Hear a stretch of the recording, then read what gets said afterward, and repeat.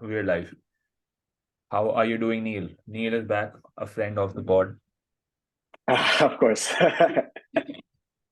I'm a recurring celebrity. I'll keep coming like, Tom Hanks But in like celebrity is late night pushing it. series. Okay. That's pushing it slightly, but Right. uh, yeah, we'll just say you're a recurring friend. Yes. I might add it might be because of the lack of options, but we'll also keep that on the down low. Yeah. There's a Uh, lot to talk about today. You actually gave full list. I see AI here. I see talking about sales, productivity, insecurities, mental health. All right. So there's a fair amount. What do you want to start with? um, I would like to talk about with like AI because I think that's something we both are really interested in.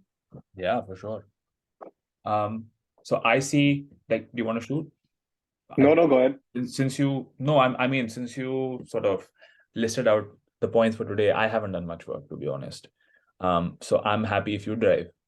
Do you want to like start off? I see you talked about what's beyond large language models. Do you want to just introduce that a little bit? Then we can go from there. Yeah, I think and that might be a typo. I was just like thinking and maybe like bring in this conversation is like what is beyond this AI tool that we're currently using? And I think like generalizing all of them, the two most basic tools are basically one is the Chat GPT. It's like a language model where you say something and it tells you something else. It's basically making like, natural language.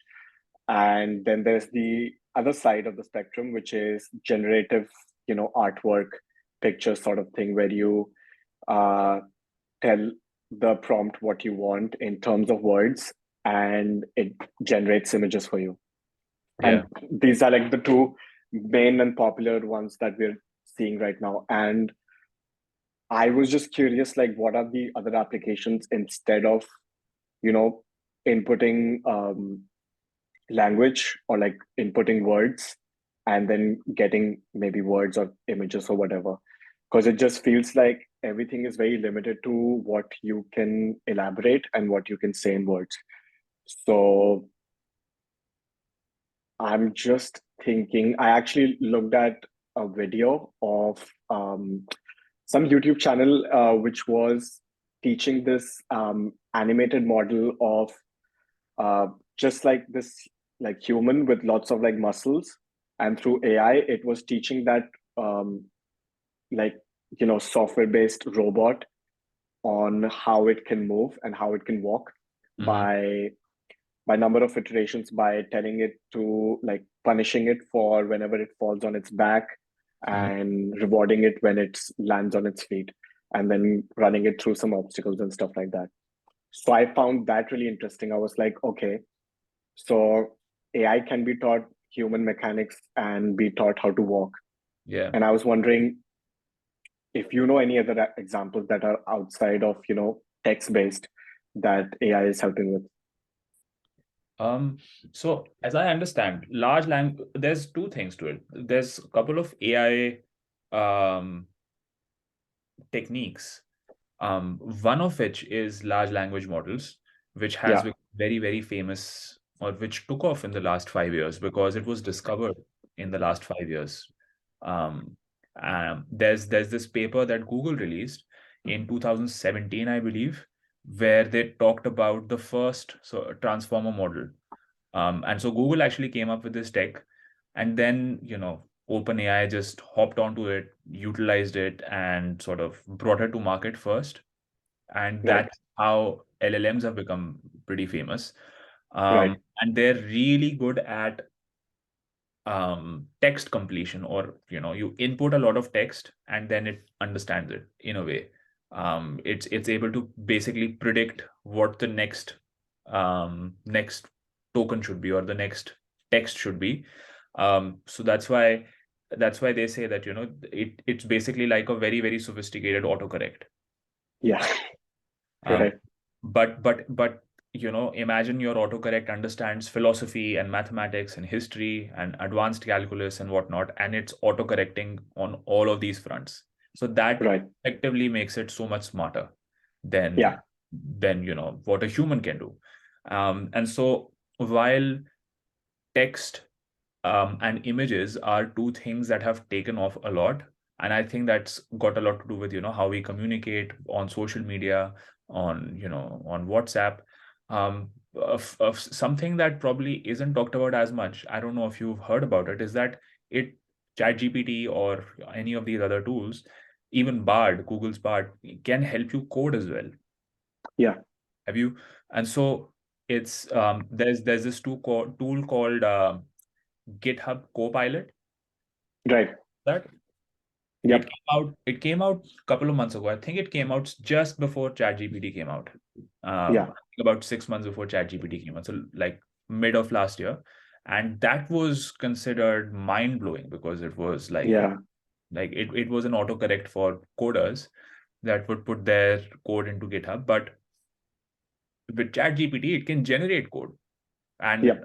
and what people talk about is that it understands logic much better. So as it turns out, inputting code into ChatGPT or inputting it makes it a much more logical thinker. So Yes. Yeah. so it's very interesting and very fascinating, the kind of different use cases. I don't think we even scratched the surface with the number of use cases you can have with just text or just Yeah. image or just code generation. um and so that's what we are seeing more and more of now these days, with how much content you see on social media.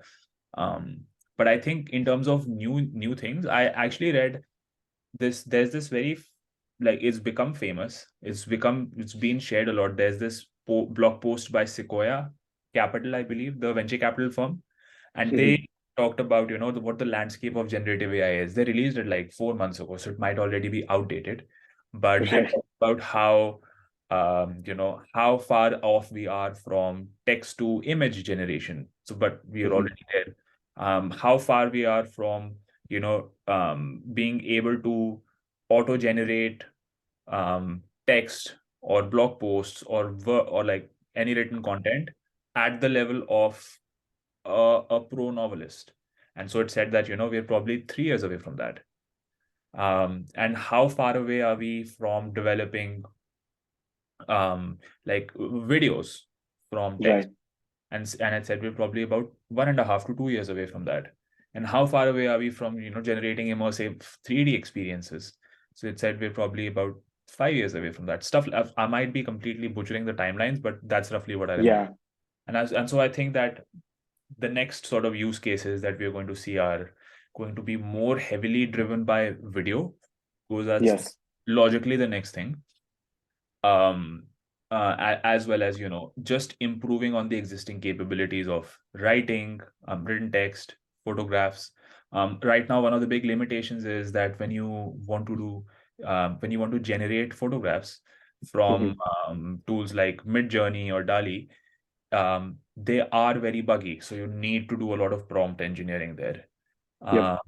uh, like simple things like, I said, can you make a photo of a hat which says I love apples. And so it struggles with putting text on top of images. Yes. It can generate the photo of a cap or a hat, but it can't put the text. So it Yeah. looks like somebody it looks like somebody has dyslexia and they sort of tried writing I love, Yeah. uh, Right. and it all comes weird. Um, Yeah. am I going to get canceled for saying that? I don't know. No, I don't think so. All right. And so, it's things like that that step Yes. improvement. So I guess that is going to be the next sort of iteration of things we're going to see. Right.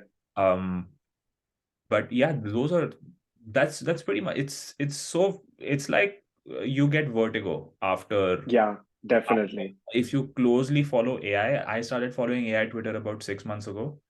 Yeah, I basically went and followed everyone I thought was relevant in the field, and Yeah, the amount of progress they make, it's mind blowing, and it's it's also insane. become numb after a while. It's like, what's Right. right? And definitely like it is scratching the surface. And I'm really excited about that this is the surface, because the surface looks amazing itself. Yeah. That wherever we're going is gonna be like amazing. I I'm really I I'm really interested in the fact that some of the things that we have tried in technology, like as a gimmick, will be now made much better, and like um, much better than with this AI technology. And I think image recognition will be much better. I believe speech recognition will be amazing. I think I read an article where how Siri and all these assistants were kind of like, oh, what's the weather like? Oh, what is Obama's height? And, stuff like that. They were very basic in terms of what they were asking and like what they were outputting in terms of answers. And now those assistants will be like much more powerful with AI. I did actually use ChatGPT as like as like a coder, because I Mm. was like doing something on HTML, and I don't know jack about HTML. Yeah. And I thankfully I know like a bit that I can just understand what the code is, but I could never write it by myself.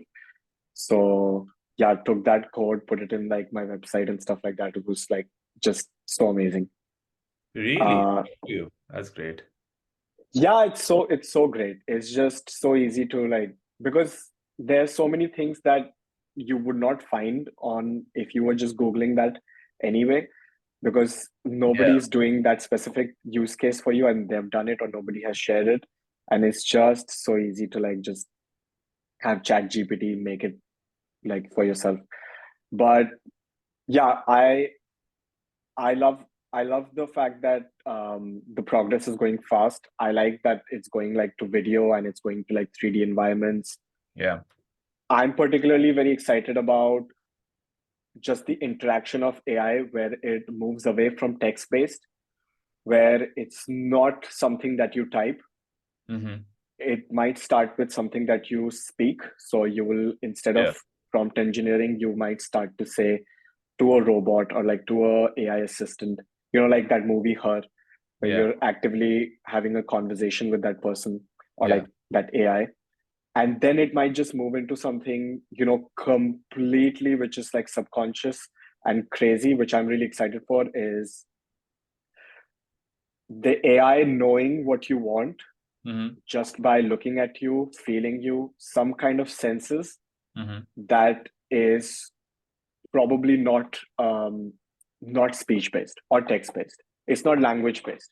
Mm-hmm. And I think that would be like the next maybe 10 years, where you would wake up with the perfect song for waking you up, Mm-hmm. depending on how much sleep you had, or by the all the parameters that the AI can sense, whether it's your sleep, whether it's your sleep pattern, whether it's your work time schedule or whatever it is. It will define your mood to the T, where you know exactly what it is b- before you even told it. Like Yeah. before you even told you had a bad mood or you had anxiety, it will know exactly when you have that panic moment or you had that anxiety moment, and help you to overcome that. Yeah. Yeah. I think that's in the realm of possibility. I think that's fairly possible. It'll happen. I think that it'll be it might just be, with things like Neuralink, which Yes. integrate into your brain, Oh, uh, yes. I read this great. Have you heard of Tim Urban? I don't think so. No. He's he's a he's a author. He runs this popular blog called Wait But Why. And Right. 2015, he released this blog post which has been reshared so many times, in which he talks about artificial intelligence and he talks about artificial superintelligence. Right. And he basically collated all of the research and different points of view from, all of the experts and made it into a very simple and easy to understandable set of posts. It's a set of two posts that talks about where things are going, and it's in equal amounts terrifying as well as enlightening about where AI is going. Hmm. If you haven't, I'd highly Right. recommend take out an hour, today and read those 2 books. Right. And so he put out this tweet, I think about a month ago, which I found very interesting. He said that in the future, once you have a chip in your brain, you Mhm. simply don't need to regulate your own moods. You could, you could just instead of like people like Right. drink alcohol or smoke, they're chasing a feeling, right? Yes. Or people that do drugs, they're chasing a feeling. And so what if instead of taking in those harmful substances, you could buy a subscription and just say, Right. okay, give me the feeling of taking ecstasy for the next 15 minutes. And then Wow. once you feel like, oh, I just wanted to experience it, and I think I'm done, you can just press a button and it switches off. So the AI would be able to probably control your receptors in the brain. Um, That's insane. and Right. that's where things like what you're talking about, how does it subconsciously Yes. understand your mood, your brain waves, probably even regulate your sleep, um, Yep. For you. Yeah. for you. um, that's where, and so that's, I do think that's where the thing is headed. I've been asking a lot of my friends, would you get a Neuralink implant if you knew it was Yeah. safe? And a Would lot of you? them say no. I would. I You feel that. would? Yeah. But don't you think like if you are basically outsourcing your, something that you can control, that you're taking away from the human experience? I mean, that's what people said when people started using calculators instead of doing handwritten Right. calculations. And then when smartphones came, and then people had the ability to do like navigate GPS instead of Right. having to remember the routes. That's what they said as well. So I mean that the point is we're still fine. We do all those things. And That's we true, probably, actually. Yeah. and I find that you have more time to do other things then, so you can maybe think of other stuff that interests you rather than remembering the mundane stuff, such as how do I get to this particular street. I don't need to remember that. And I think that's great. I um think I that's think really interesting. if you're dogmatic about it, maybe you will resist it. But I think I think more than what I personally feel about it, I think that's where things are headed. And so Hmm. it's better to go with that rather than try to resist it, because then you end up being left behind. I think you're right. And I think, just becoming very utopian, dystopian. Hopefully it's utopian, but becoming like very like futuristic about it. If that is where it's headed, then we're not the humans that we thought we are right now. And that's completely fine because that's just evolution. And okay, it could be natural evolution, or it could be human made evolution where we're just pushing the bars on where we're gonna go. And I'm completely fine with that. Personally, I might not want to be fine with like me going there, Yeah. but but like you never know if that's the general consensus and everyone is fine with it at that moment. Maybe like 100 years later, I will be fine with it because everybody else is doing it and it Yeah. doesn't seem as scary. But yeah. Yeah. I feel like in this age, I tweeted this out Hmm. a few weeks ago. I feel like right now, the most important thing that you can learn is philosophy, is understanding how the mind works, is understanding Hmm. how cultures work. Because there's so much that is changing that you can feel, um, you can easily fall into this feeling of hopelessness, like your Yep. agency is being taken away. I mean, AI is going to disrupt so many industries, is going to take away so many jobs. It's also probably going to create new jobs, but you know, in the long run, it's going to be a net negative in terms of jobs. And so, what do you derive meaning from? Right. How do you sort of construct your life? These are all very massive questions that I'm beginning to ask myself. And the more I think about these things, I realize that probably the most important thing in this age is to learn, is to focus on self actualization, is to focus on how your own mind works, how people's minds work.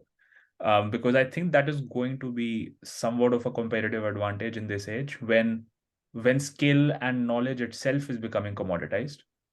So Yes, right, so understanding how the brain works, or understanding how it is going to be something somewhat of a differentiator when it comes to developing new AI systems, or even navigating in a world which is so right.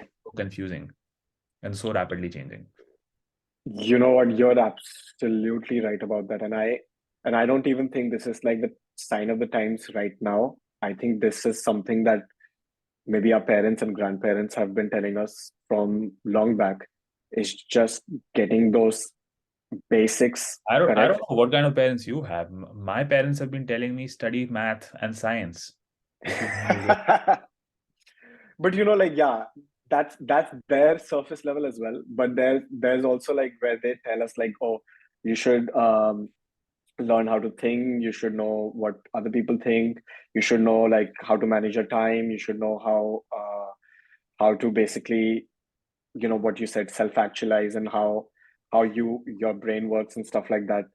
I Yeah, I think, yeah, this is where most of education has been like really lacking and a complete waste, because the more I've like just been in this journey of like, trying to understand who I am and trying to understand um, how people are, the more I've realized that these are the skills that are needed and not the ones that I like learned. Yeah. And I'm a bit angry about that, of course. But there's also what's interesting is that I'm much more equipped to learn the skills that I need now that I have organized my life financially, mentally, and just in terms of productivity. I am now doing those time management, techniques that I've loathed, and I was like, "What is this? Like, am I like a manager of some kind now?" And I'm now doing those things, and it's just made my life so much easier to do the things that I want to. But That's, yeah, I mean, a game changer for me was just game having changer. a Yeah. plan, for the day. Like Yes. before we started recording, I was telling you I've been having a tough time over the last month. Yep. And I've just been off center, and Yes. I've not been able to plan my day. And that's contributed somewhere to me feeling shit all the time. Right. But over the last week or so, I started getting back in the groove of things. I started, doing small things like, okay, let me do two things. Let me achieve two things today. And it may not be, at that same level of productivity that I used to have, um, you know, before the things that happened. But now at least I'm able to get back into it. So today I made a to-do list for myself. I said, okay, I'll do these 5 things today. One of which was, recording this podcast with you. And so that just creates a little bit of momentum. And so Right. yeah, I think it's just again comes back to the same thing. How can you understand your own brain and figure Yep. out systems that work for you, that Yes. help you Right. navigate this world? And what might work for you might not work for someone else, and that's absolutely fine. So it's a journey of self-discovery, which is, I think, not something most people are equipped with, sadly, Nope. Yeah. because Right. because I had to unlearn, like you said, I had to unlearn so much after school. I had to unlearn so Yes. much after undergrad, which you're told what to do, and so you progress through life expecting to be told what to do. But as soon as you're out from your undergrad, nobody tells you what to do. Nope. You know, Yeah. you just have to figure things out, and then I think that's that period of just being out of college, and in your first job, first couple of years, in your career, most people struggle with this, uh, Hmm. sort of being able to adapt to this. Yep. And I think that's a shame. I think there should be something that helps them more.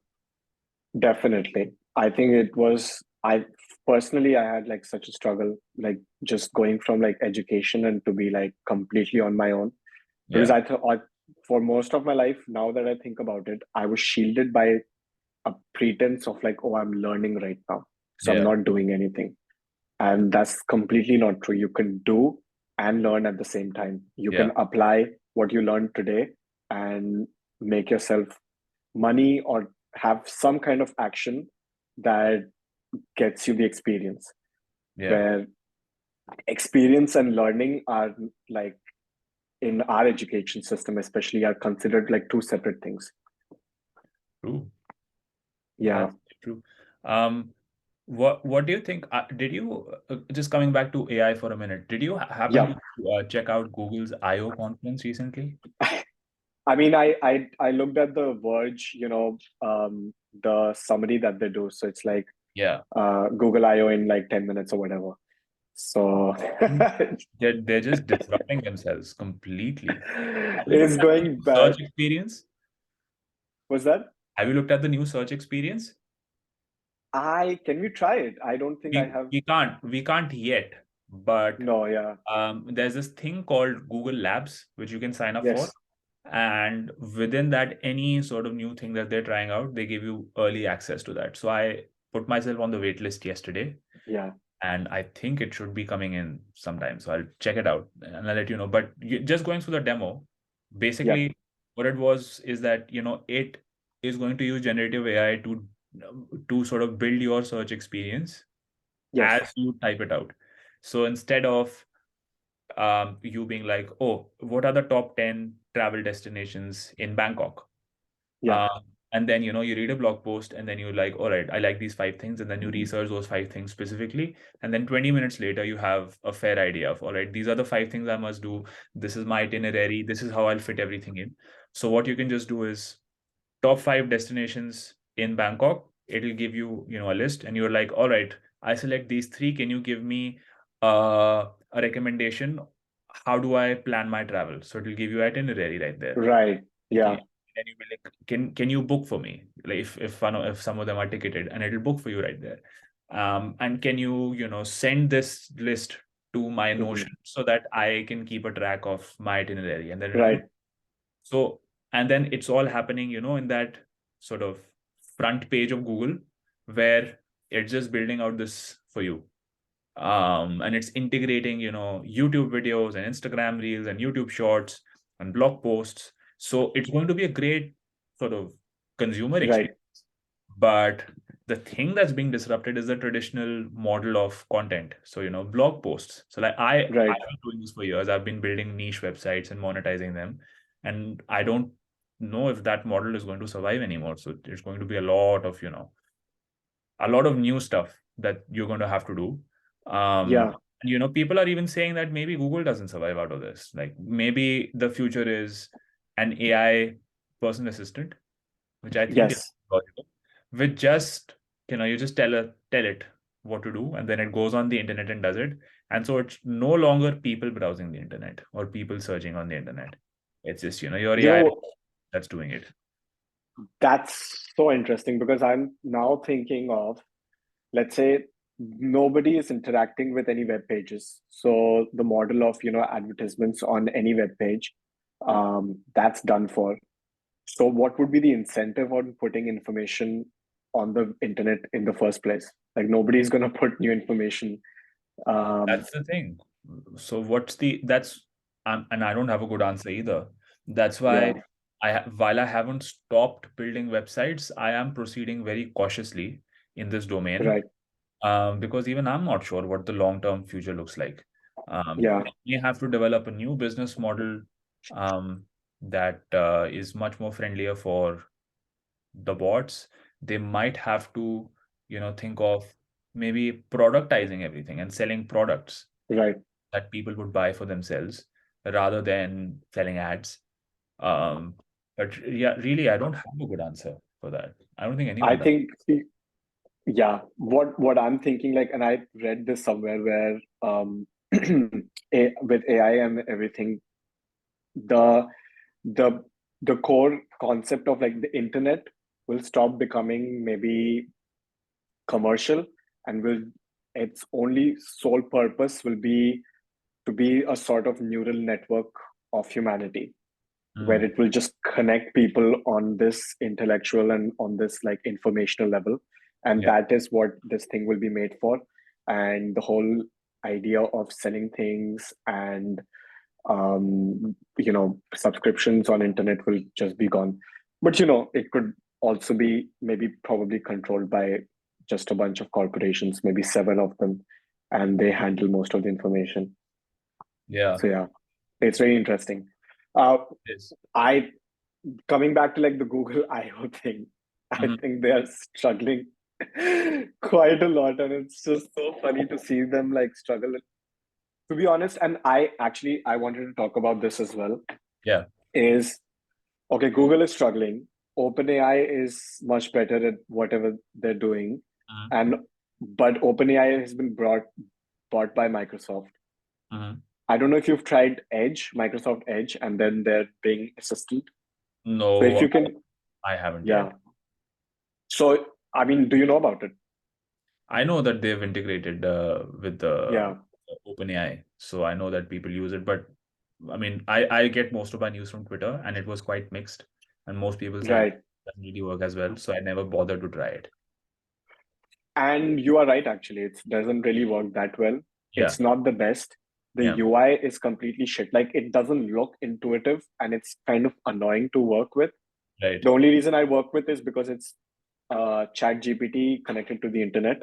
Yeah, And so I get good results out of it sometimes if I try hard. And sometimes when I want fast results for something that my boss asked and I don't know anything about. So have you that's tried what I Bard? use it for. I have not tried Bard. I tried Bard just 2 days ago, How is it? and I found it great. Really? That's interesting. Okay. And I think they're going to so Bard. Basically, I think the main differentiator is that Google has a lot more rich data Yeah, inherently than Edge. And so that's definitely. the only differentiator is that OpenAI's GPT model, GPT-4, Is is a bit better. But better. Yeah. even Google is upping their game because at the I/O conference they said that they are upgrading the underlying transformer model that's being Yeah. used for Bard, and so it's going to be much better.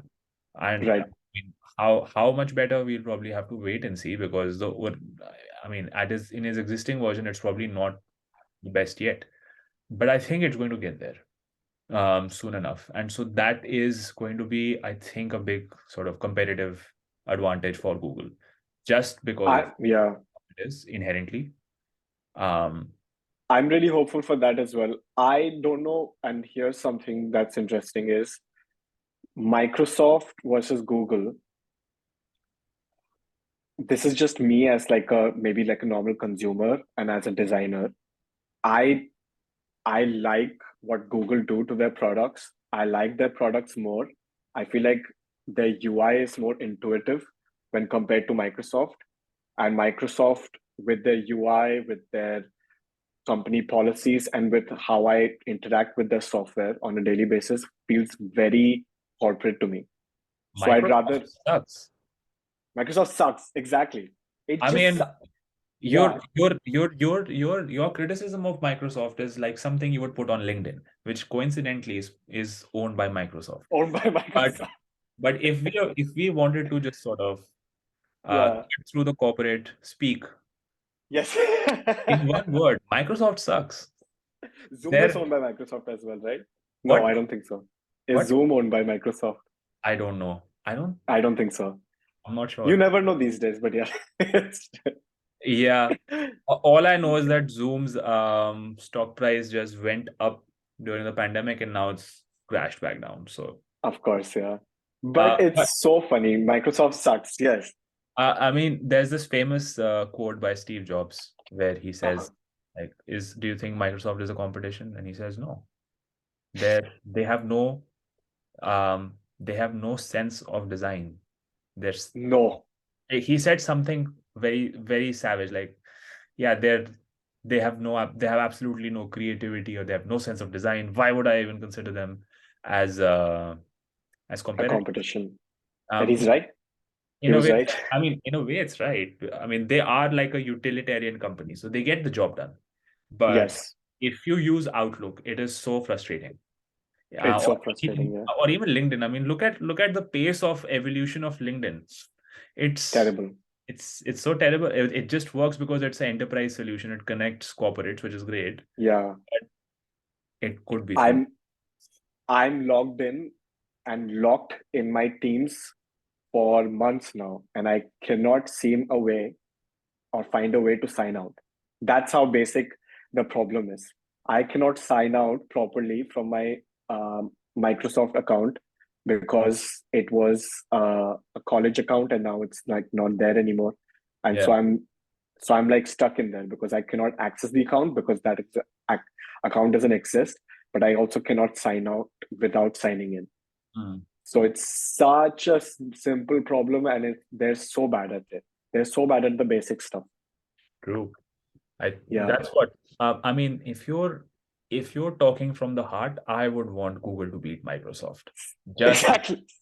That's what I was just because thinking as well. Microsoft's culture and history of product innovation sucks. And I don't trust them owning my user experience or Yeah. search experience.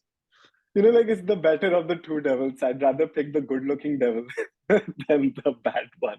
It's Yeah. just so funny. I'm so glad that because I was thinking that, and I was like, should I feel guilty about thinking about like that? Like I want Google to win, and if it was just OpenAI, definitely okay. Let OpenAI win. This is like a company that came from from nothing, and now it's like competing with Google. Great work. But now it's like Microsoft. I'm like, oh, please. Yeah. Nah, Yeah. that's like, no, you picked the wrong girl for the dance, OpenAI. Sorry. Exactly. Sorry. You could have gone like Yeah. much better. Yeah. Yeah, you could have done better. You could have had way hotter, but you decided Yeah.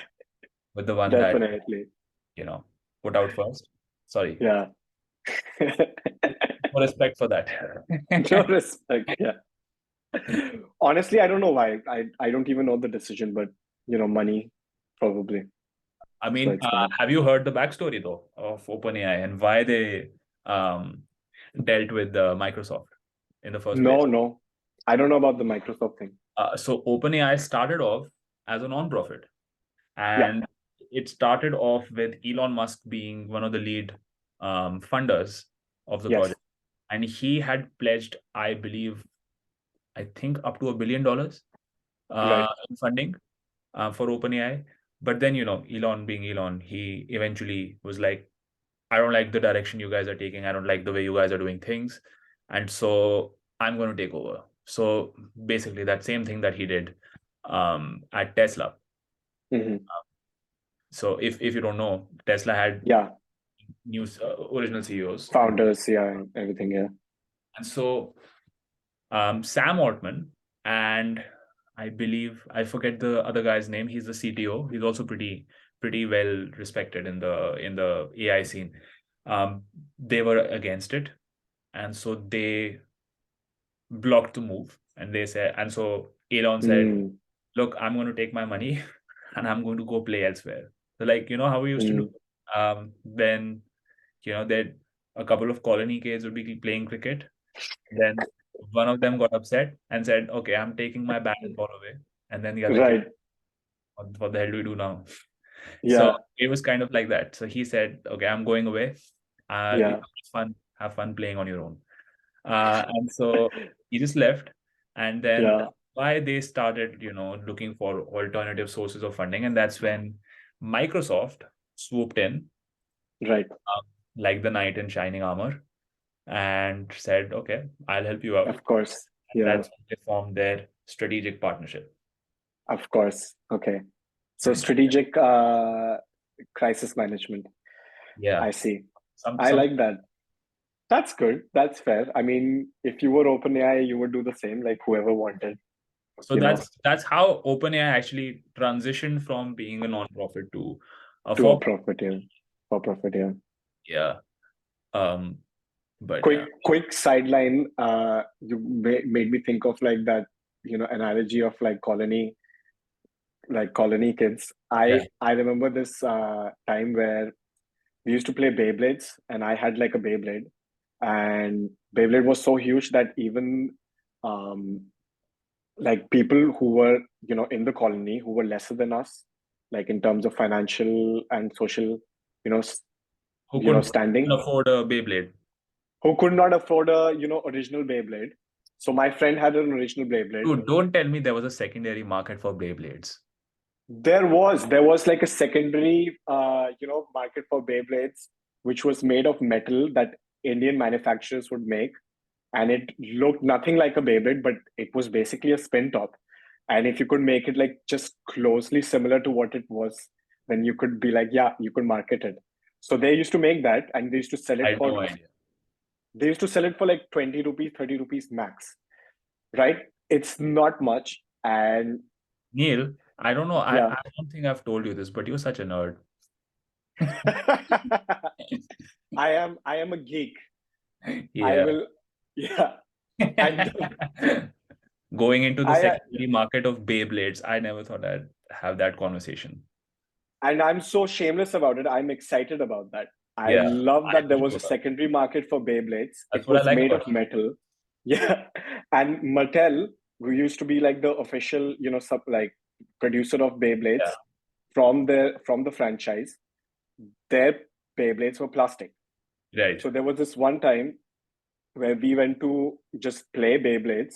Uh, my friend had like a original Beyblade. He had an original like stadium set, which was basically like a curved, you know, plastic set where you could spin the thing, and it had magnets, so it had like obstacles and everything. It looked amazing.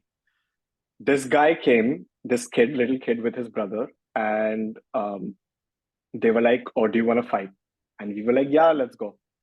And so my friend did his Beyblade spin, and he was like, "Oh no, we're not gonna play in this. We need like a bigger ground." And they were like, "Do you have like a bigger stadium?" And he's like, "Yeah." And so he brought out like a walk, and you're like, "Here you go. Here's like a bigger one." And I'm like, "Yeah, that's fair. That is bigger. That looks like, you know, a Beyblade thingy where you could like fight." Yeah, So my friend went with his plastic Beyblade, did this thing. It spun beautifully and it went around and it stood in the center. The kid who was younger than us, he was like maybe 10 years old.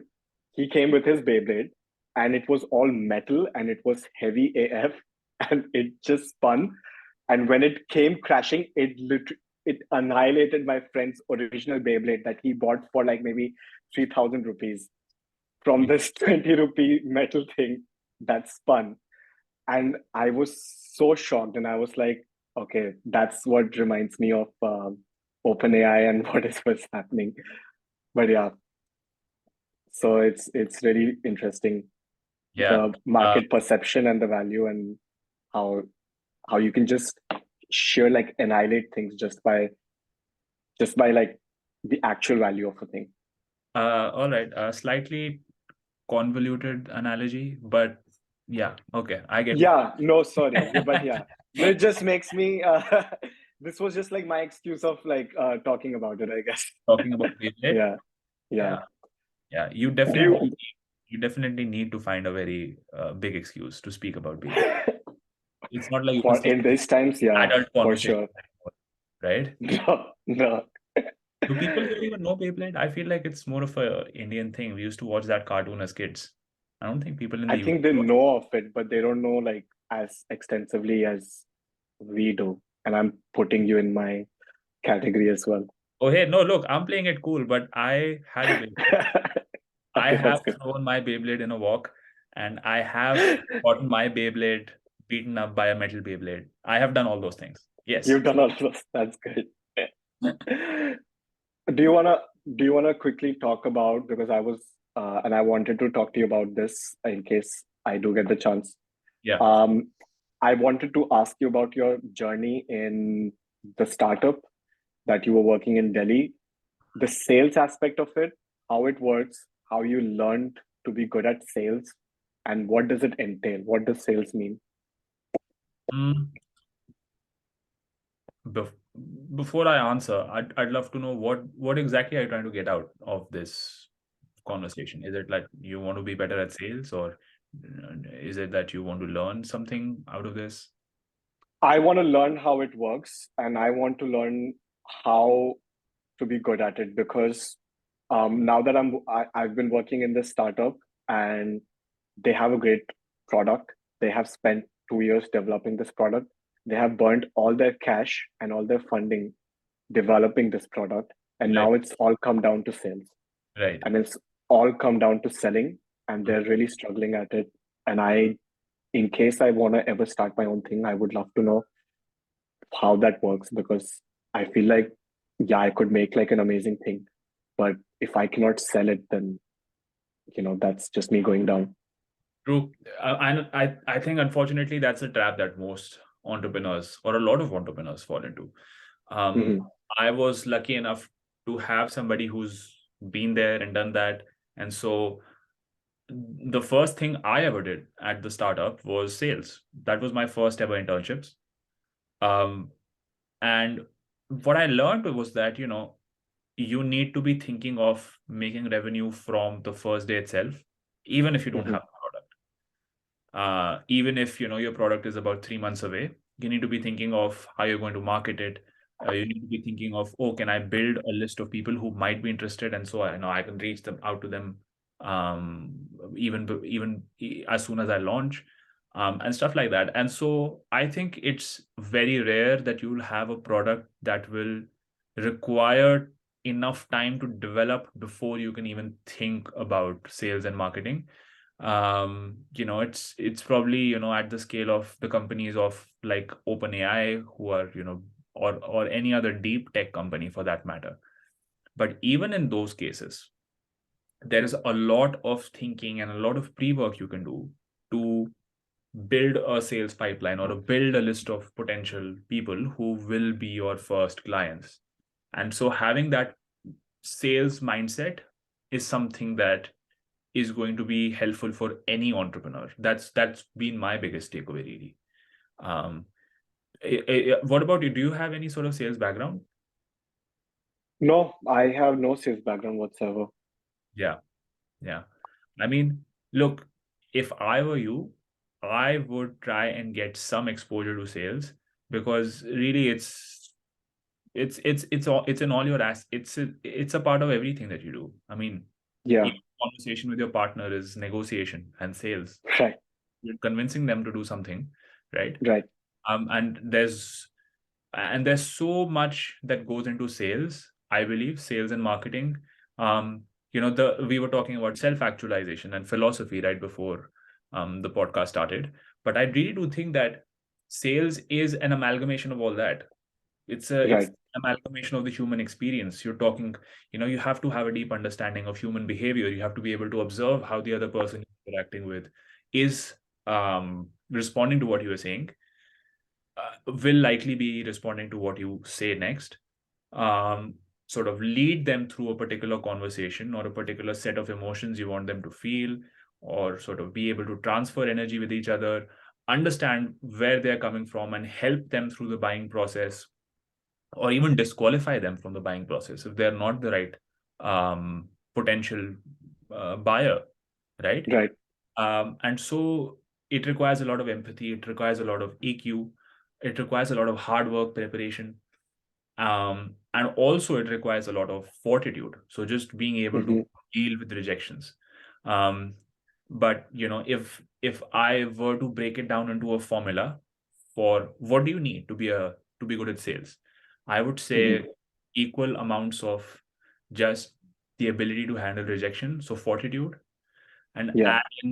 add in an understanding or a desire to learn more about psychology and human behavior, and being able to be good at it over a period of time.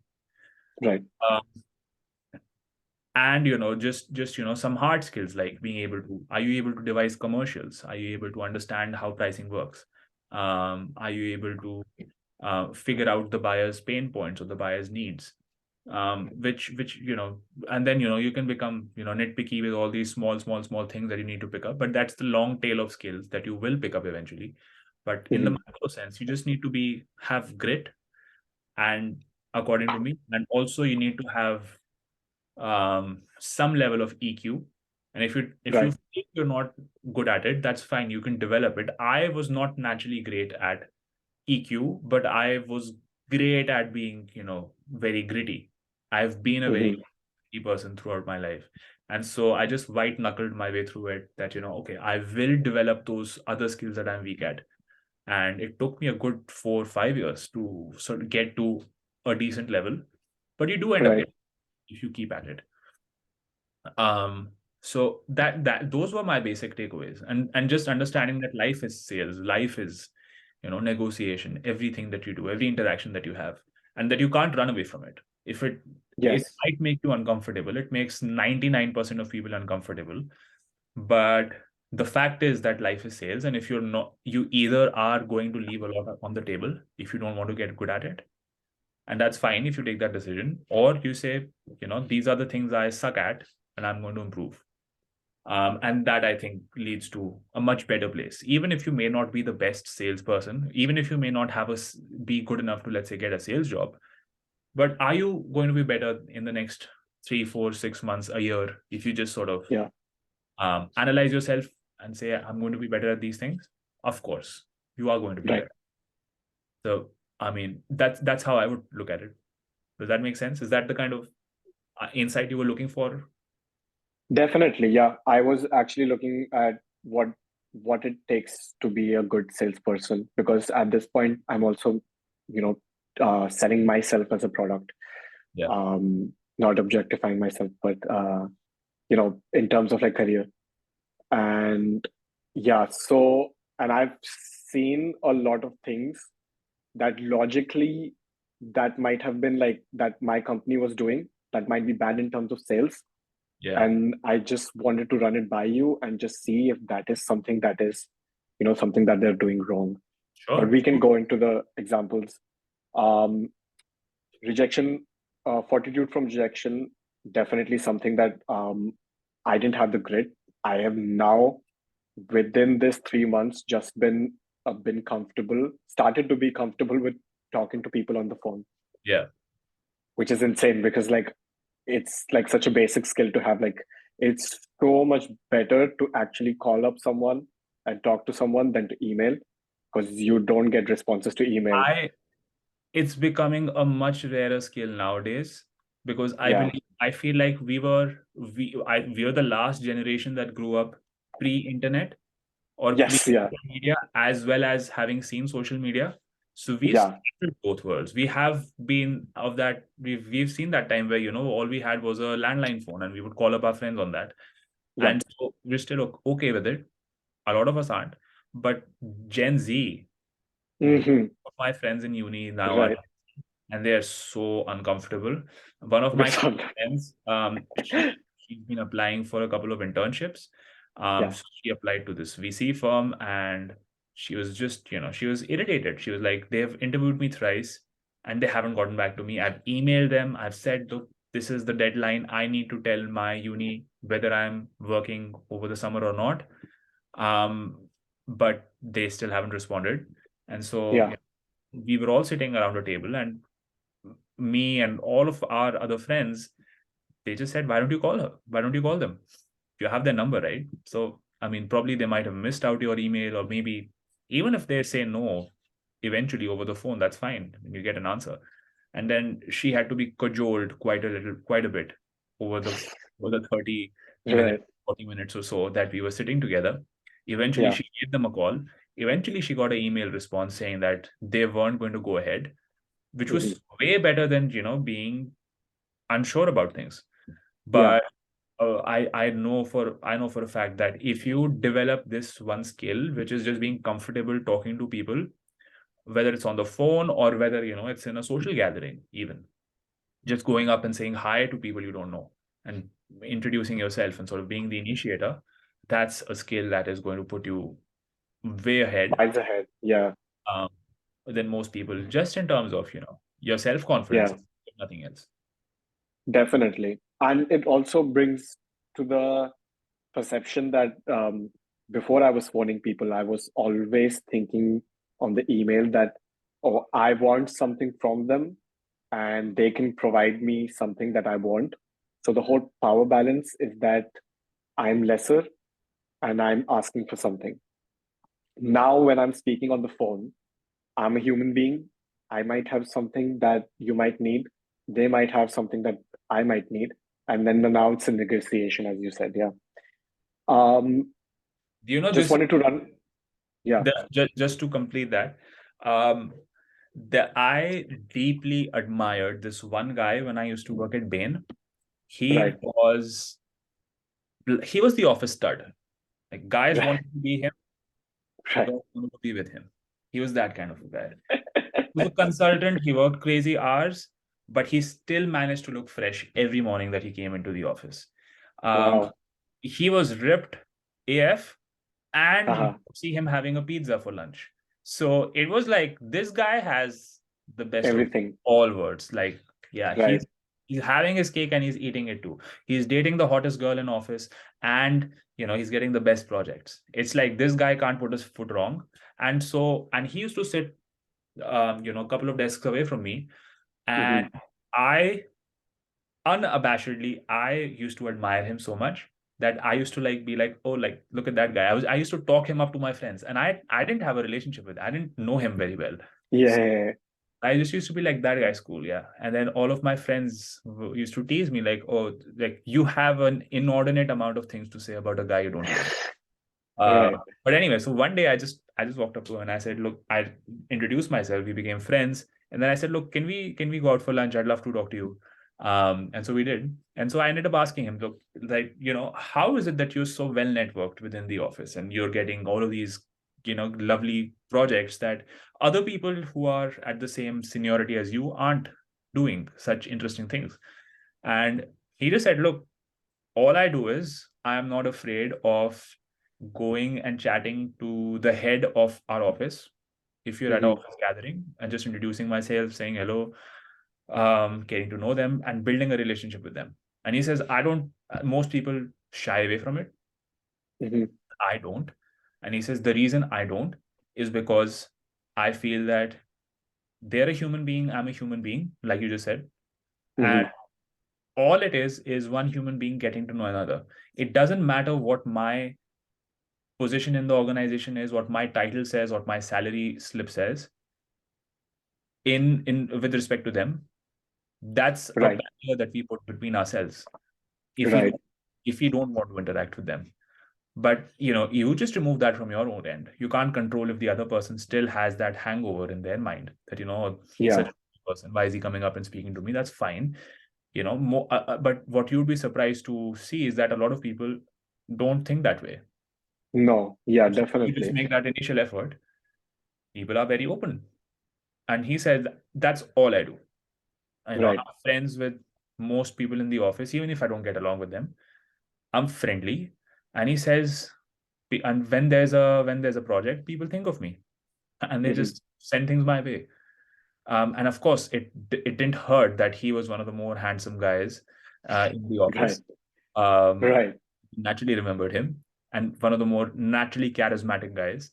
Mm-hmm. But at the same time, that's such a that really changed my view of networking. That it's more Mm-hmm. about relationship building than being transactional.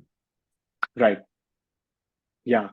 And it's so interesting. Do you think in that term, are you constantly thinking about how you are perceived?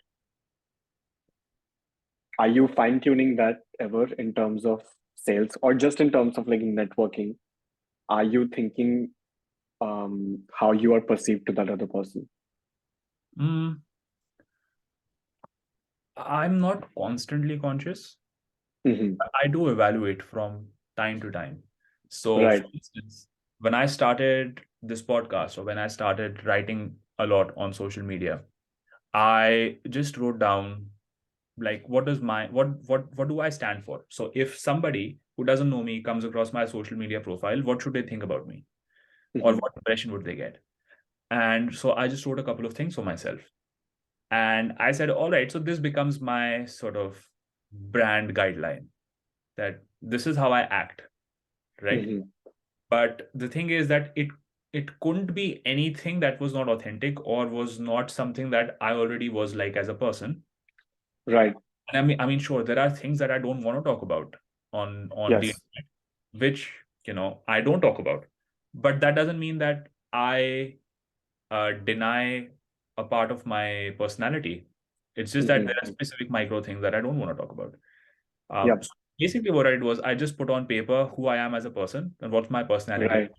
and how I want to showcase that. And that's it. And things that I don't want to talk about also. And so that became a sort of macro, you could call it strategy, you could call it a brand guideline for myself.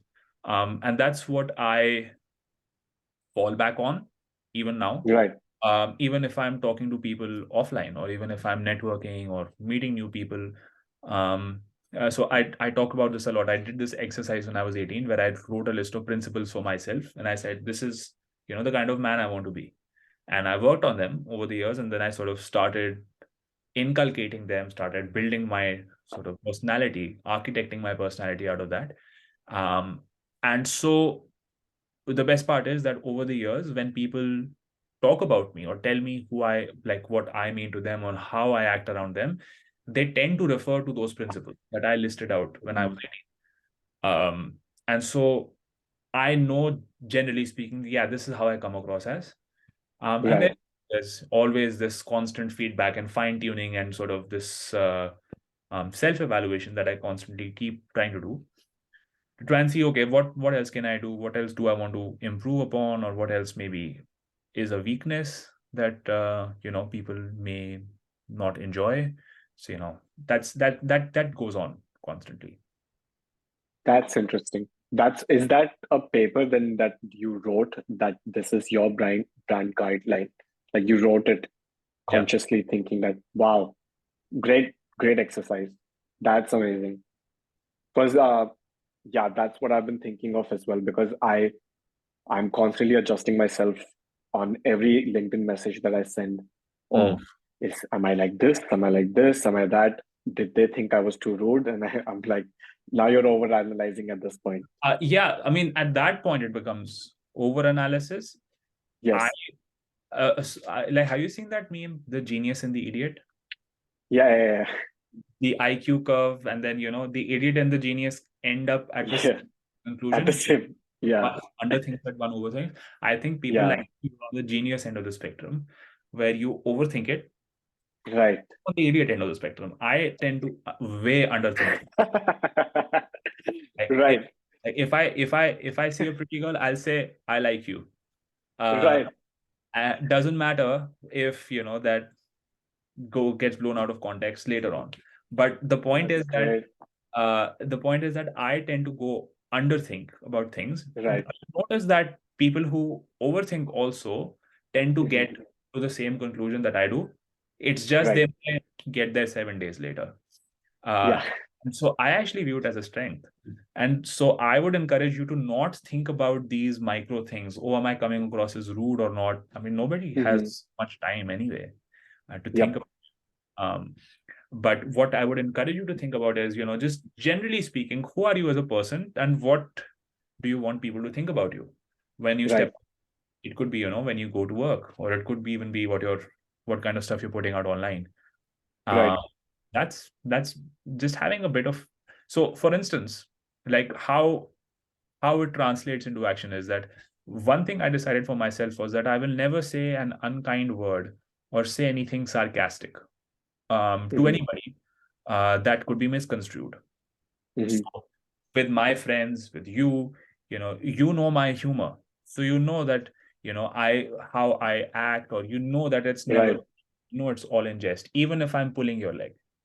Yeah. Uh, but if I were to do that online, people might not take it in the right context. So I made a rule for myself that even if somebody trolls me, I will never say anything unkind. And so there's Right. a couple of instances where I've gone viral on Twitter, where people have just piled on and said lots of random bullshit. And I actually took out the time to reply to each and every one of those messages and reply very sincerely, not say Yeah. kind in return, uh, Right.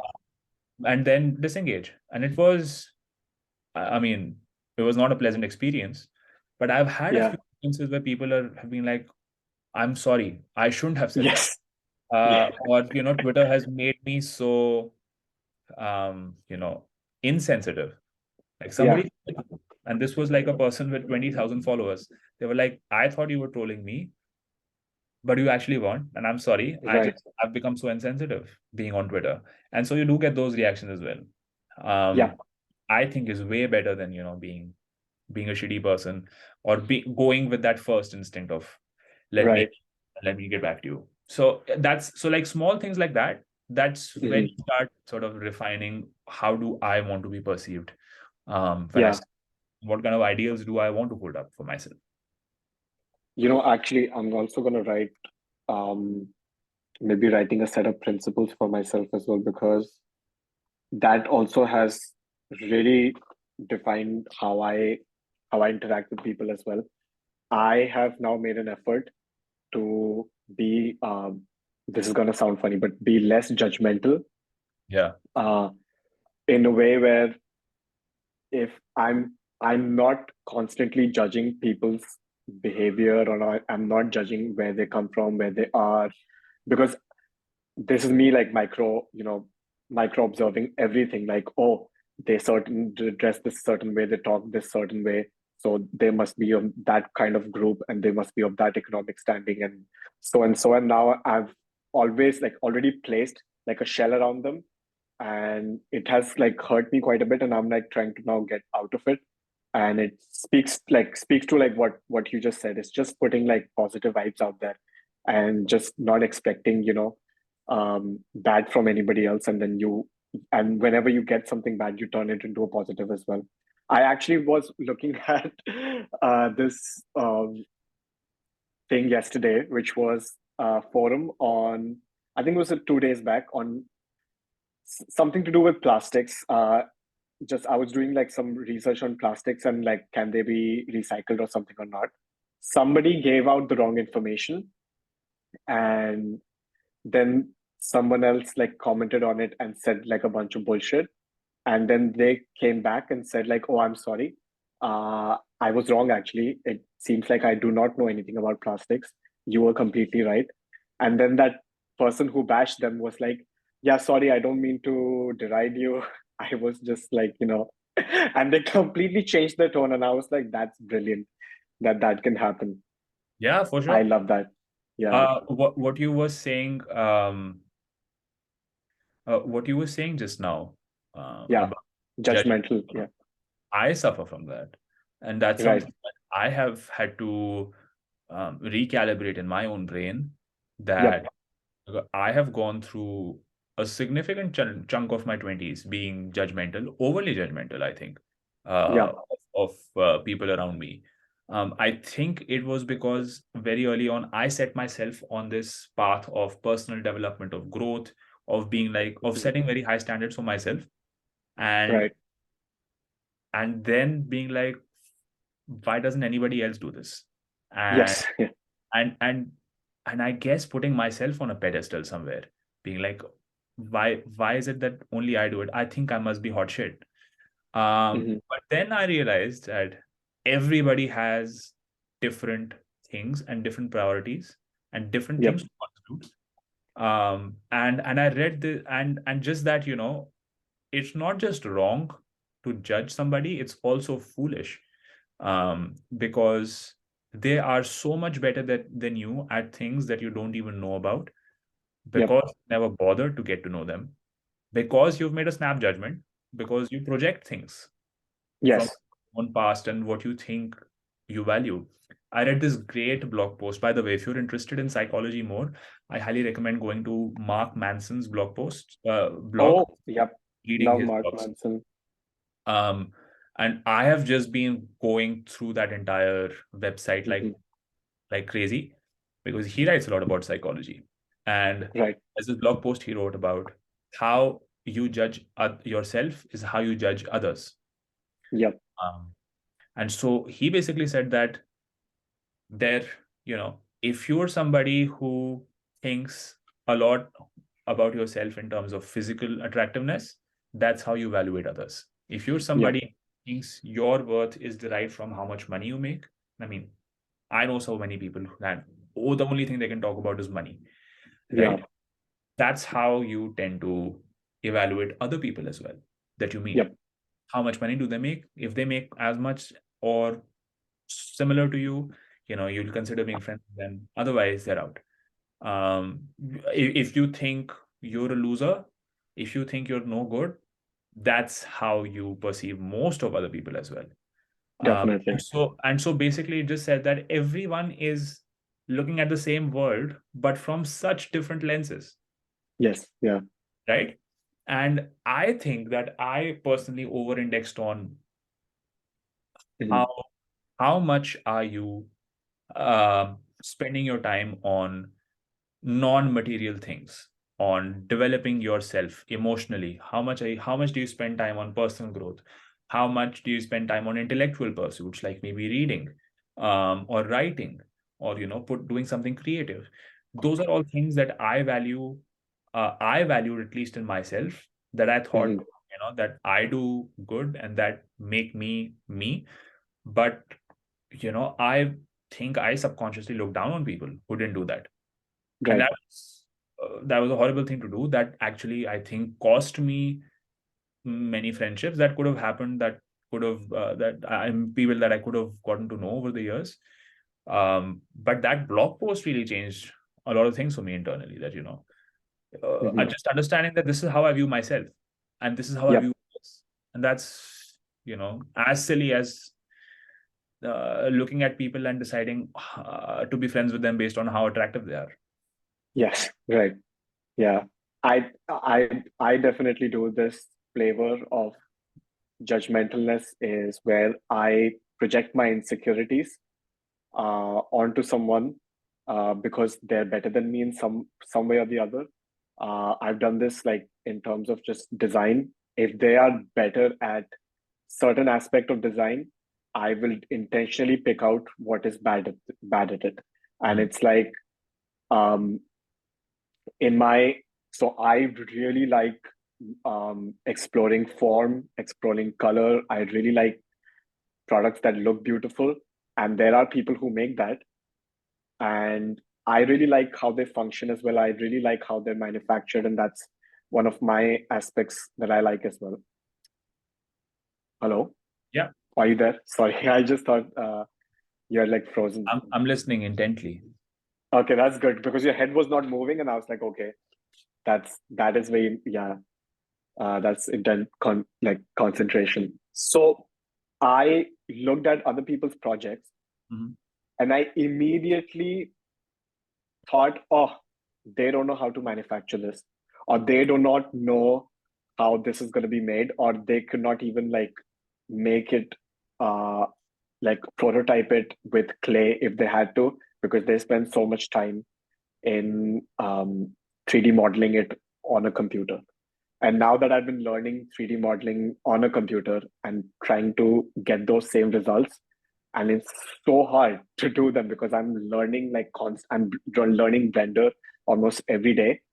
Is that now I've realized like, oh, they've put so much effort into thinking on how this product looks that everything else is okay because this is their like their forte and this is their specialization. And I'm trying to reach there. And just because I was not good at it myself, I did not consider them to be good as well. And Yeah, was just dismissing their work just because I'm not at their level. So yeah, it's just so just yeah, coming back to like just judging somebody is almost to me comes like projecting my insecurities on someone else. And I'm just trying less to do that. But yeah, it's been interesting with that journey. true. I mean, what is this? A therapy session? What are we It doing? is it does seem like a therapy session. You know Yeah. what? I was looking at the other topics and I was like insecurities, productivity, and this is gonna be therapy max.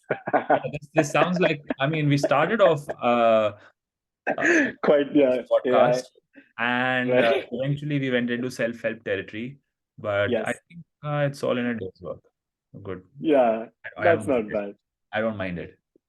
I don't mind it as well. I think that's what I've been doing as well. So I think it's Do you relevant. do you do therapy? No, no, I did before, till it was like too expensive to do, Yeah. and it was great. It was honestly just it was like a nice little package, like a retreat sort of, where I was taking care of something that had happened in the past, putting it in a nice package, getting, process it so that I can just move on with other stuff. But Yeah. yeah, how have you ever done like therapy? Uh, I actually am exploring it right now for the first time in my life. Um, Right, One of like our mutual friend Nachiket, he right, recommended. He was like 3 years ago. He was like, Shubhu, I think you should go for therapy. And right. I was so offended. I said, "What? Uh, Really? what do you think? Like, what? I'm crazy, or why do I Right, need therapy?" But that's kind of like the first reaction that people have when they don't know much about therapy. Like, right. what does this guy know? And then it was a constant, like he'd keep at it, like every couple of months, Hmm. he'd be like, should I should I gift you a, s- a Therapy full session. set of 5 sessions and just go and try Right. it? And I was always resistant. But now I started talking to him about it more. His partner as well. I started talking to her about, because they've been going to therapy for quite a long time. And just like what happens in a session. So what do you talk Hmm. about, or how does it help you? And what I understood was that it basically is a tool for self-actualization, what we've been talking about on this podcast. It just helps, like what I understood is that the counselor or therapist that you see, they're just trained to ask you a set of questions that make you think much deeper about yourself and Right. understand much better. Yep. um, and so it's just a process of self-discovery. It's like maybe talking to a friend that's more skilled, so they have a little bit more insight into how your mind might work and can help Yep. you understand better. And that's Yep. something that immediately clicked in my brain. Like that makes sense. Why wouldn't anyone not do that? Right? And so Yes. if you Yeah. can develop those skills on your own, that's great. I mean, I've been trying to do that for the last almost 10, 12 years. But if somebody can help me do it even faster, do it even better in shorter amount of time, why not? So Exactly. I signed up for a couple of sessions because my uni gives 5 sessions free. Mhm. Uh, but the thing is that they're so backlogged that it Right. signed up like 3 weeks ago. I don't think I'm going to see a therapist for at least another 2 months. Yes. And Right. then, it's going to be like one session a week for 5 weeks. So Hmm. yeah, if you're in a mental health crisis, yeah, don't do this. Like go and dive it. Go. Yeah. Instantly for sure. But that it's interesting that you said, like, okay, it's a tool for self-discovery, and much of religion is also like that, I feel. Not like I'm no religious person, but coming to the theme of understanding people, I feel like religion is also kind of providing the same kind of process in which, like, you process information, you discover yourself, or you basically discover a community. And I think with religion, you're taking it a bit further, where you're told like what to think Yeah. and how to think. But in like a good, let's say maybe Buddhism, where it's like a much more free form, you're actually told like how to process the information that you have. So it's really interesting. Yeah, But I yeah. was having this conversation with a friend, basically asking about her religious experiences and how it was growing up. I mean, my household wasn't very religious, Yeah. but now that I'm in my late 20s, I think I do see a lot of value in religion, just, being something that is ritualistic. I think Hmm. is makes you sane in a way. Yep. So Yeah. just the like Hindus, we'll have like most Hindus will have a small temple that they'll build for themselves in their home, Yes. wherever they want to place it. They'll have a couple of murtis or a couple of statues of the gods that they want to pray to, and they'll wash those statues on a weekly basis. Right. Um, Yeah. they'll put the incense sticks. They'll have a whole ritual that they do. Some people do it multiple times a day. Some people do it once a day. Some do it once a week. Whatever it may be. Just Exactly. having that ritual and is something that helps, I think, focus your mind. And so, people in the West, they like to have a gratitude journal. They like to go on Hmm. walks. They like to, go on retreats where they remind themselves of, what's important in life, focus, find their inner focus and stuff like that. But, before people had these tools, people had religion, and that's what they used Right. to focus themselves, Exactly. um, you know, pray to a higher power for things that they wanted. It was a way of focusing your brain and your mind and your being towards a goal. Right. Um, and just, being ritualistic, I think, is something that, if you are able to form those patterns, like we were talking about having a to-do list for your day and just Right. having something that you do throughout the day. I think just small things like that have a lot of meaning. And so if you can take the good, and I mean, there's also a lot of bad in every religion that you can nitpick, and that you can say that, oh, it's too dogmatic. If you think that way, it doesn't move with the times, etc., etc. So you pick and choose the kind of Yep. adventure with each religion that you want to follow. But I Yeah. think that there's so much good that you can also take out. Definitely. Being like, oh, I'm too modern for, following these rituals. Yeah. And I think maybe it's like similar in our with our parents as well. You can pick and choose your own religion. You can take the parts that you like and not do the parts that you don't like, and that's fine. So you've like made up your own rituals, and Yep. you've made up your own religion, and you've made up your own spirituality, and that's completely fine. Are you are you a spiritual person? Are you a religious person? Do you believe in God? I do believe in God. Um, Right.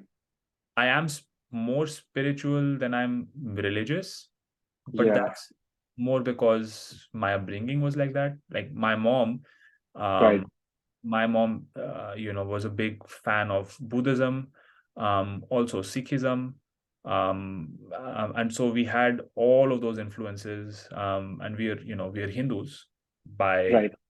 by birth.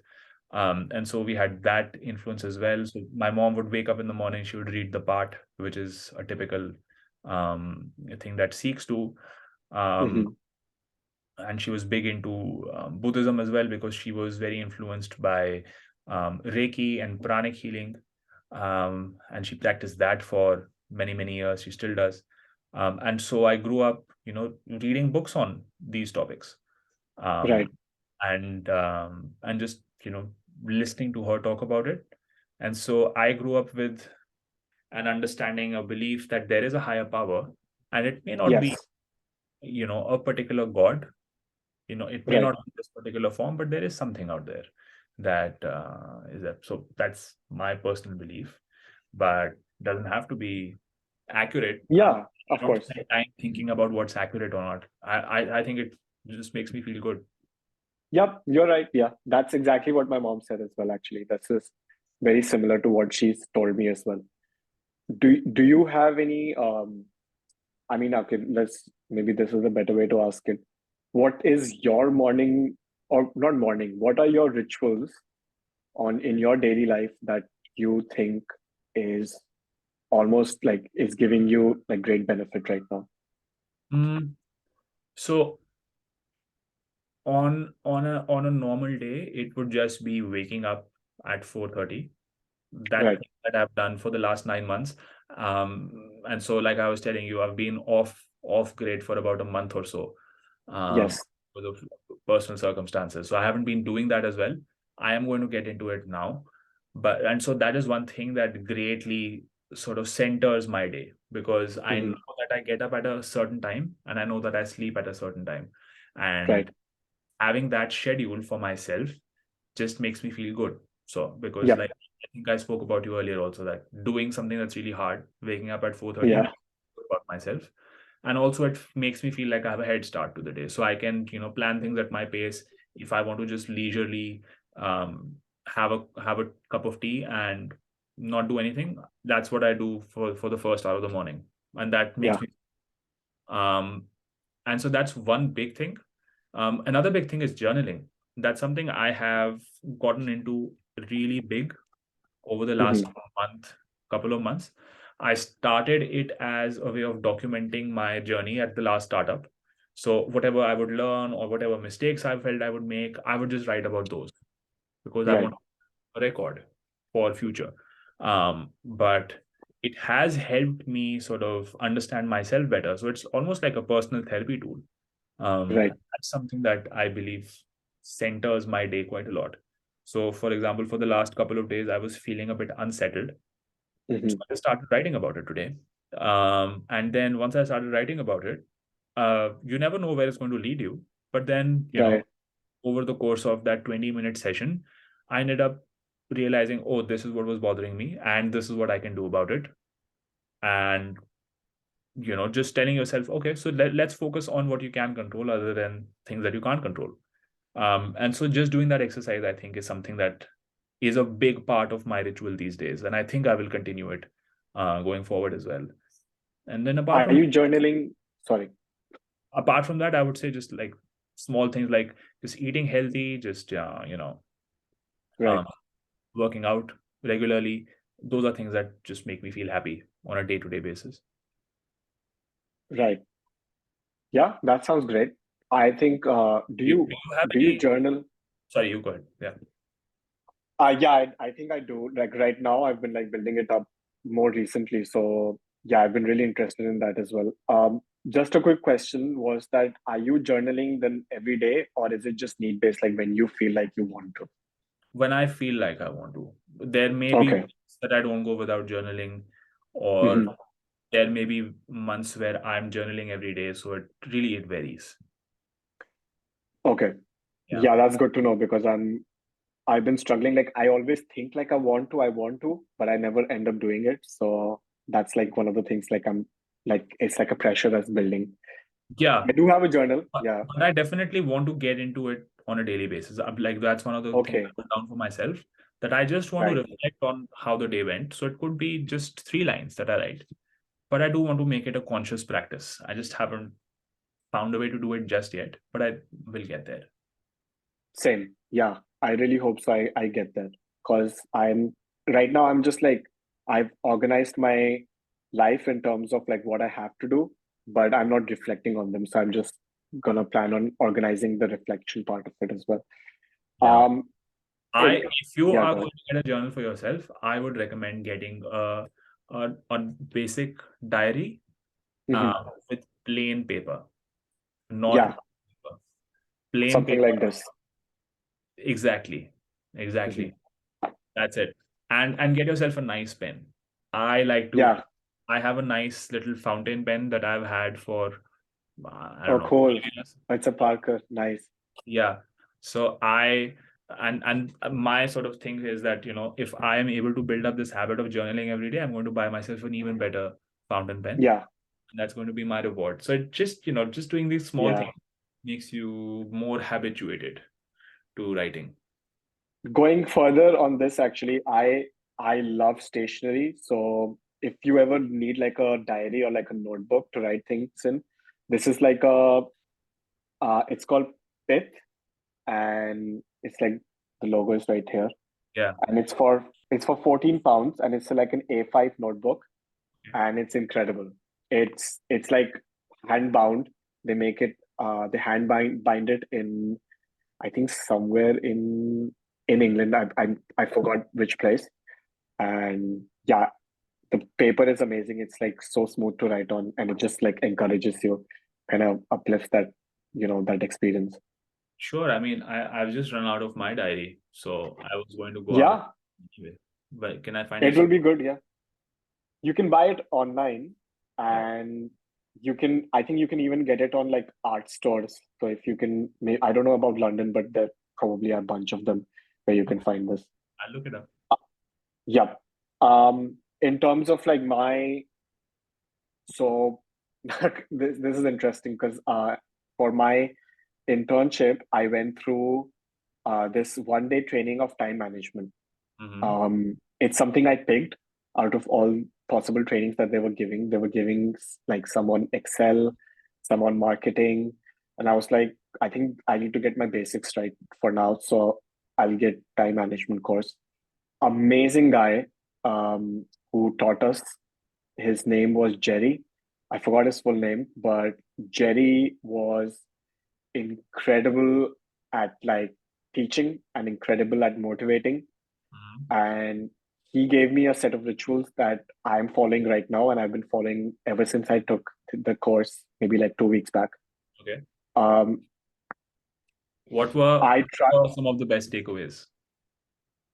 I actually wrote some maybe in my notebook if I can remember properly. Yeah.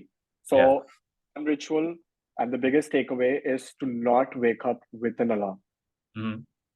So I'm trying not to wake up with an alarm. I'm succeeding also at setting my body clock where if I've told my body clock that I'm going to wake up at 7:45, it takes maybe a week, but your circadian rhythm falls into the motion where you will wake up exactly that time to the T, where you do not need an alarm anymore.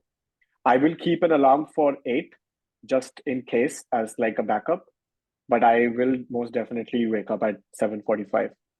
Right. And And how does that that's work? one of the things. Because if scientifically, if you just wake up and sleep at the same time every day, Yeah. you will somehow start to notice, and I believe everybody has noticed it in their lifetime. You kind of wake up 5 minutes before your eyes open, minutes before the alarm, anticipating the alarm. That happens to me. So I used to set the alarm for 4:30 and I would wake up at around 4:15. Um, Exactly. Yeah. but and so how is it that you can train for that? Did you say? So once you say that to yourself that I want to wake up at 4:30 exactly, you will wake up at you will set an alarm for 4:45. Now you might wake up at 4:15, you might wake up at 4:30, or you might not just wake up and you might wake up at 4:45. The trick is to whenever your eyes open, to not go back to sleep. Hmm. When your eyes open, you wake up. Hmm. And that's the discipline you need to have. And if you do that, then your body will certainly fall into minutes, and that gap will close in between where you end up waking up and where you've set yourself time where the time you've set yourself at, and it will close in, and you'll um, wake up maybe 1 or 2 minutes difference between that time. Got it. So That's that's fascinating. how it's fascinating, right? That And happened with me, but I never thought about it that, oh, this is what's happening with me. me Um, neither. Yeah. it's Yeah. interesting. What else? What else did you learn? And just an extension to that, like do not Yeah. snooze, because the more I snooze, the Yeah. more terrible I feel waking up. Yeah. And to this day, like if I sleep 1 more hour than I'm supposed to, I just don't feel good. Yeah. 1 hour less, don't feel good. For So it sure. just has to be that correct one. More takeaways on that was on. Wait, I'll just pull out my phone because I did talk about it to one of my friends, Mhm. and made him like a neat little WhatsApp note on it. So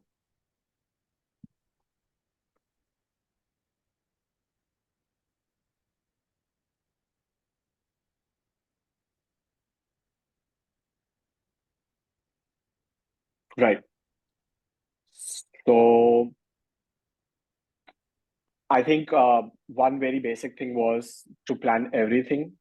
Um, so set yourself goals that are years, like 5 years away, 3 years away, 2 years away, 1 year away, and then go to a top down approach where you're then planning your months accordingly and planning your days accordingly. It's yeah, it's the basic stuff. I have been working on planning my days and months, weeks, but not years yet, and I'm thinking of doing that because I've set myself goals, but I've not set any years target on them, Yeah. and I don't know if it's a good thing or a bad thing, but we'll see. Um, One interesting thing was once you have a schedule, allow minor detours to keep that spice in life, Yeah. because you could easily fall into the imbalance of having your life so structured Yeah. that you feel frustrated getting out of it. Yeah.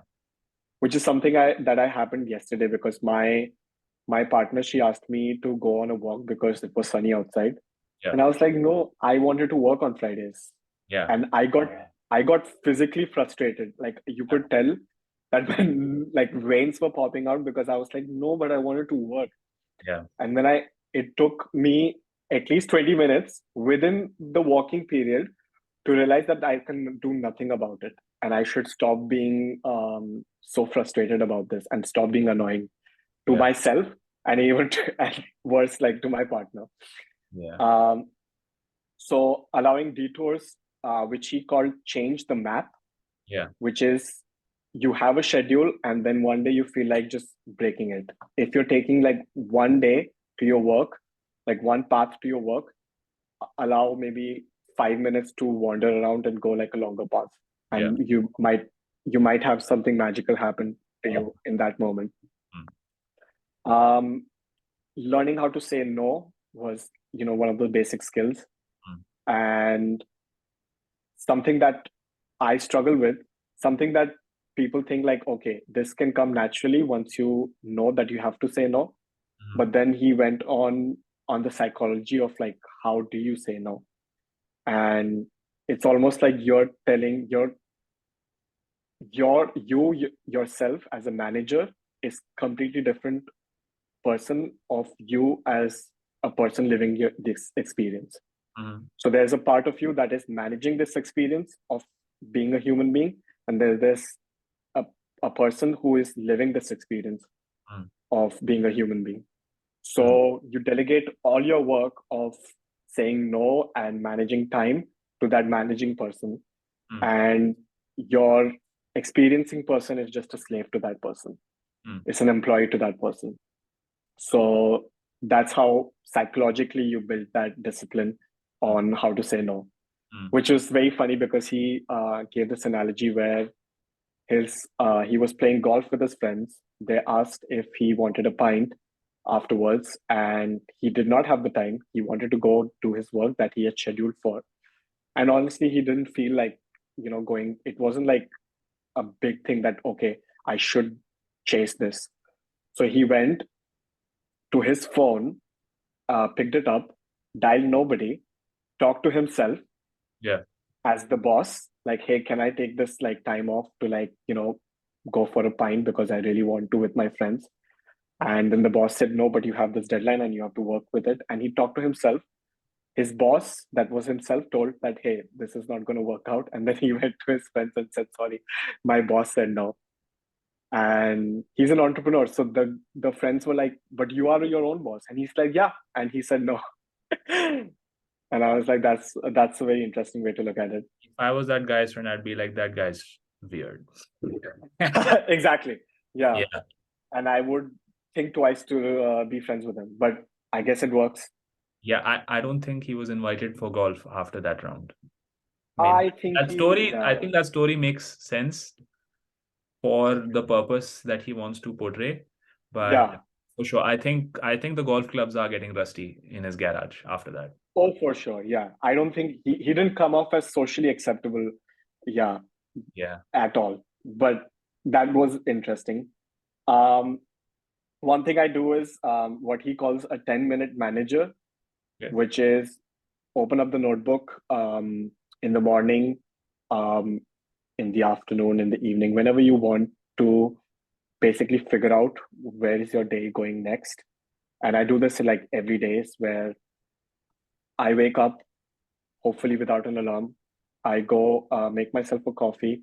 I go make myself maybe a sandwich or something for breakfast. And then I sit down, I open up my notebook, and for 10 minutes, and I set like an alarm of like 10 minutes, I decide what is going on with my life. What am I doing right now? Okay, that's fine. What do I have to do today to feel good? What do I have to do to achieve all the things that I want to achieve? And go back to sleep thinking that I have successfully, conquered this day.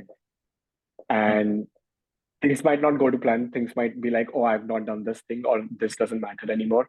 So again, maybe like after lunch when I'm getting bored at my work. So I open up like for 10 minutes. I'm thinking of, okay, what am I excited about today? What am I gonna eat for dinner? Stuff like that, and then just like plan everything. Got it. Yeah. Interesting. I think that a lot of this advice is great, and I think you should Right. definitely do it. One thing that you said, I think you said that you don't do it as much yet, which is sort of Right. have goals for the next 1, 2, 3, 4, 5 years, which I Yes. think is something that is so fascinating, so important, and we just don't talk about it. I started Right. doing this year myself.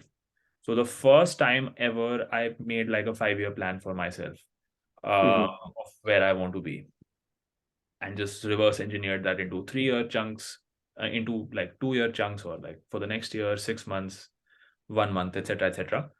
But I think that if you haven't done it, that is where you Yeah. should start, because these micro productivity hacks are something that you can figure out, very easily. Right. But it's those macro questions that we don't answer that actually change a lot of things. And then Right. there's another exercise that, if you're interested, I learned. Right. This guy called Dan Ko talks about it on Twitter. And so he says, Hmm. write a book for your life looking forward. So, you know how people write autobiographies and Yeah. they divide it into different chapters? What if you just wrote a book right now looking forward? What do you think your life is going to be like? What do you want your life to be like, more importantly? Right. And so I spent one Sunday a couple of weeks ago. I wrote down, right. So I'm 27 now. So I think whatever's happened to me so far, I divided it into 4 different distinct phases. And going forward, I said, these are the phases that I want to see myself in. And then Hmm. so the way I arrived at that was, I thought, okay, I'm 80 or 90 Hmm. on my deathbed, and I'm looking back on my life. What kind of life do I want to have led? What are the things that Right. I've done?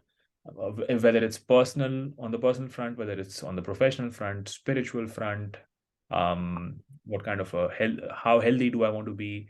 What kind of family do I want to bring up? Etc., etc. So you decide for yourself. And then once you have that end goal in mind, you just sort of reverse Yeah. it the next 40, 50, 60 years. Um, and I think that's a great way to put perspective in your brain. And then and then you can sort of come down to the micro things, like how do you plan your day, how do you plan your week, how do you plan your months, etc., etc.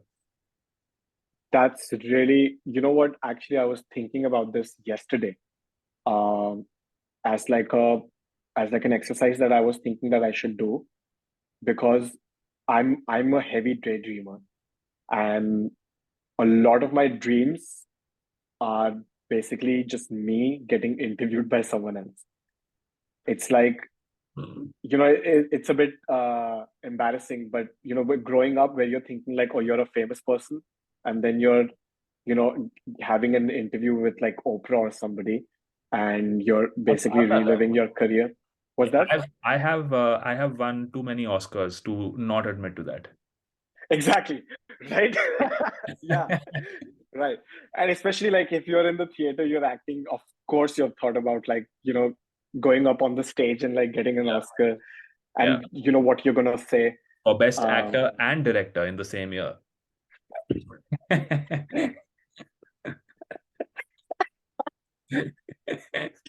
right.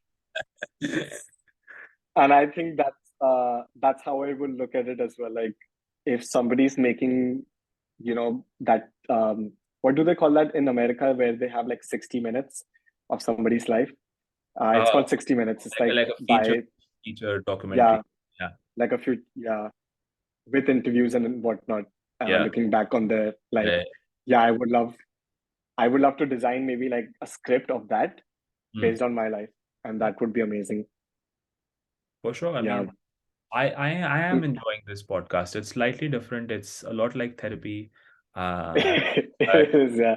I feel like the thing I like about this is that, you get to, like, we haven't physically met, you and I, since School, um probably. that's what, 14 years now? Uh, 14 years. Yes. Yeah, Yeah. but I mean, we've been talking so much over the last couple of months. And I feel like we've had deeper conversations than I have had with many of my friends that I see regularly. Right. Freely. And so Same. that's personally why I enjoy doing this podcast. You have these 1 to 2 hour long conversations every couple of months, and you come off feeling much like you know the other person to a certain level, Yeah. more than you would probably, if you were hanging out and going for drinks Right. more No, deep. definitely. Yeah. Yeah. Which is one of the things, like, yeah, I love talking to people, and I will pick their brain. If they have the time, I will hold them up in a bar, and I will be like, hey, tell me about your life. Yeah. So it's really interesting that this format is how it works, Yeah. and you can do it over the Zoom, and you can actually like find out all these things about like people that you would not have like even in person at this point. Cool. Yeah. Cool. Should we call it off here? I think we've been going for Yeah. an hour and a half now, so almost 2 hours now. So Wow. yeah, Okay. Yeah. That sounds good to me. Yeah. yeah. Maybe we can schedule another one in a few weeks. Yeah. If you're interested, we could make this like a monthly feature. I'm absolutely okay if you want to come on more regularly and we can talk about more interesting things. Um, Yeah. I know that we have just covered about half of what we said we would talk about today. So Right. This happens all the time, and I would love to, because I think this is now becoming more of a therapy for the both of us than a podcast. yeah, I mean, So that's good. Yeah, it let's is. make it So regular sessions. Yeah, yeah, yeah, that's good. maybe I we would should do love a that. bit of a rebrand. Yeah. All right. Nice Okay. talking to you. Let's chat You as well. a bit more very soon. All right. Perfect. Cool. See you. Take care. Bye bye. Bye bye.